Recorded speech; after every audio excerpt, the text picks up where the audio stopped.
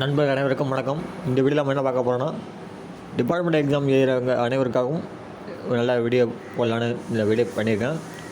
அதாவது ஏற்கனவே ஒரு உங்களுக்கு பிடிஎஃப் ஒன்று போட்டிருப்பேன். அதாவது அலுவலக நடைமுறைகள் அப்படிங்கிற ஒரு பாட்டில் ஒரு ஜெராக்ஸ் காப்பி மாதிரி போட்டிருப்போம். அந்த ஜெராக்ஸ் காப்பி நிறையா உங்களுக்கு தெரியாமல் விஷயங்கள் இருக்கிறதுனால, அந்த ஜெராக்ஸ் பிரிண்ட் போட்டால் கூட அந்தளவுக்கு ரொம்ப ஓல்டாக இருக்கிறதுனால சரியாக தெரிய முடியுதுன்னு நிறைய குற்றம் சொன்னாங்க.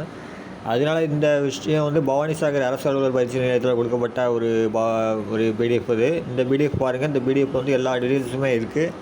எல்லாம் தெளிவாகவும் இருக்குது. இது ஏற்கனவே ஒருத்தவங்க படிச்சிருக்காங்க. அதனால் அந்த ஹைலைட் பண்ணி காட்டியிருக்காங்க. ஏதாவது முக்கியம் அப்படிங்கிறது ஹைலைட் பண்ணி காட்டியிருக்காங்க.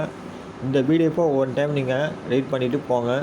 கண்டிப்பாக இந்த கொஸ்டின் கண்டிப்பாக இதுலேருந்து தான் வரும், வேறு எதுவுமே வராது.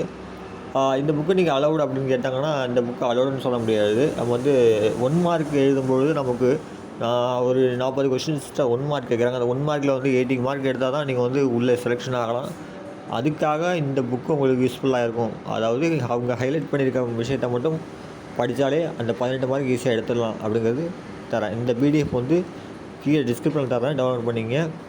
இதே போல் முக்கியமான விஷயங்கள் ஏதாவது இருந்தால் சொல்கிறேன் உங்களுக்கு. என்னோடய சேனலை நல்லா ஃபாலோ பண்ணிட்டு வாங்க. கண்டிப்பாக யூஸ்ஃபுல்லாக இருக்கும், தெரியும். ஓகே, நம்ம அடுத்த வீடியோவில் பார்க்கலாம். நன்றி, வணக்கம்.